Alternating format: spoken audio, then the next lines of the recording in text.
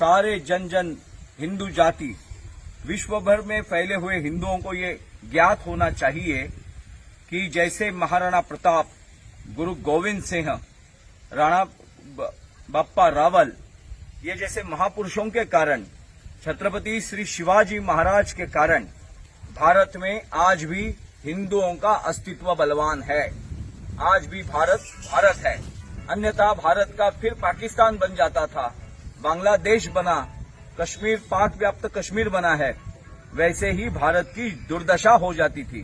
मगर भारत में छत्रपति शिवाजी महाराज को जन्म देने वाले महापुरुष शहाजी महाराज जैसे पुण्य पुरुषों का जन्म हुआ और हम भारत का भाग्य है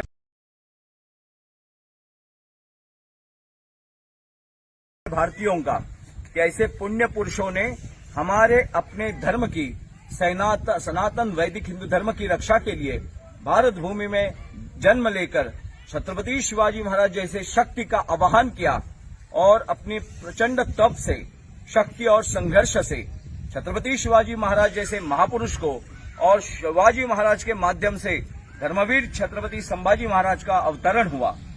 ये जो दादाजी, पिताजी और पोता, ये तीनों महापुरुष इतने भीषण और भयंकर हुए कि शत्रु इनके नाम से थर्राते थे। पूरी आदिलशाही शाहजी महाराज को इतनी डरती थी कि महाराष्ट्र में शिवाजी महाराज को दगा फटका करने की उनकी हिम्मत नहीं हुई।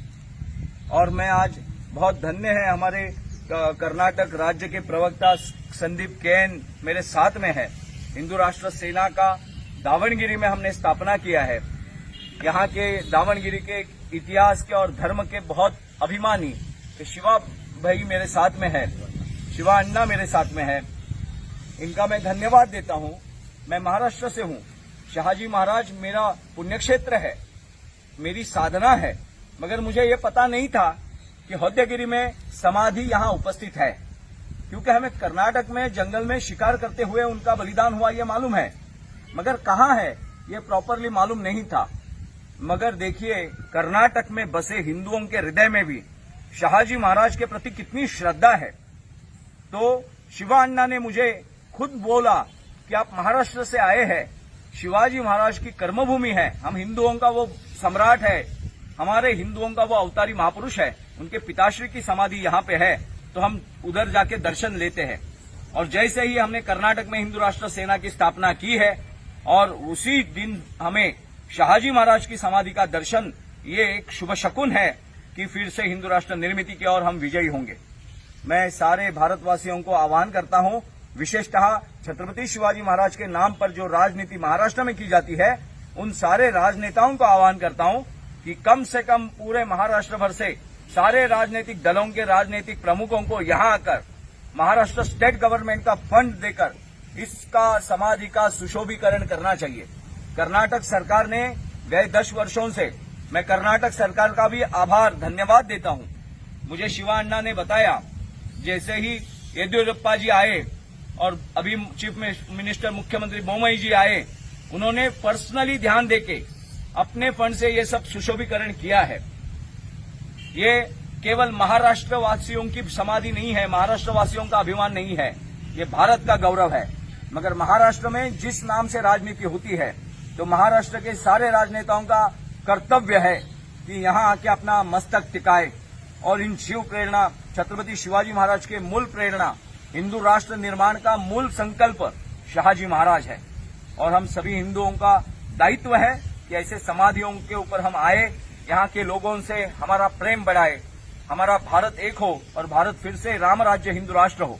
जय हिंदू राष्ट्र, छत्रपति श्री शिवाजी महाराज की जय।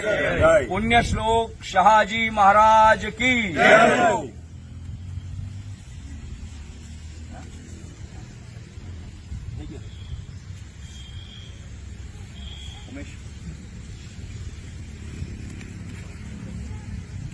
हर हर महादेव। हाँ, वो लगाना चाहिए, हर हर महादेव। ये लो शिवा अन्ना।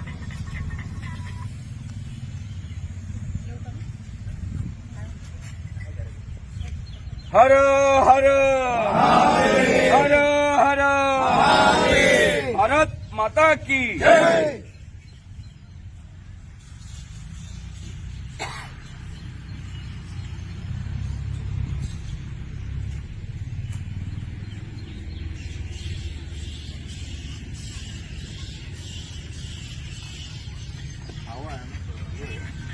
साहब, ये बहुत एनर्जेटिक फील्ड है।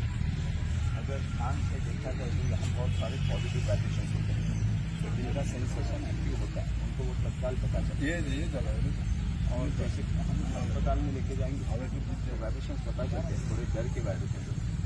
मंदिर में जाते हैं तो अपने को पता चलता है आनंद है। वैसे ही ये समाधि बहुत शक्तिशाली है, क्योंकि ये शाहजी महाराज जो